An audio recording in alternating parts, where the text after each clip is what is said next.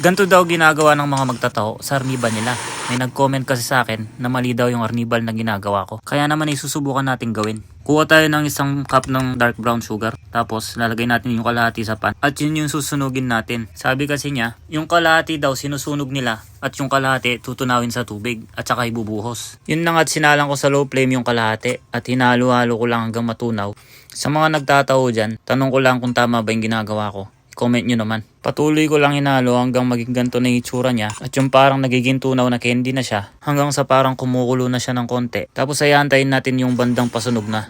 Lagyan na natin ng tubig yung kalahati ng cup kanina at ihalo natin hanggang matunaw. Ito na nga yung itsura ng parang pasunog na at ibuhos natin yung kalahati na tinunaw natin kanina.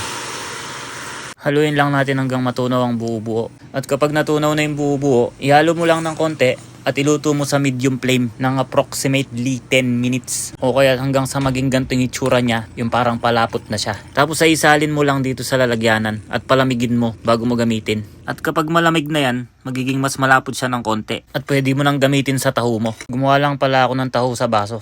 Kung ikukumpara ko nga pala to sa dati kong arnibal, mas mabango to at mas maitim. Tikman na natin na magkaalaman na.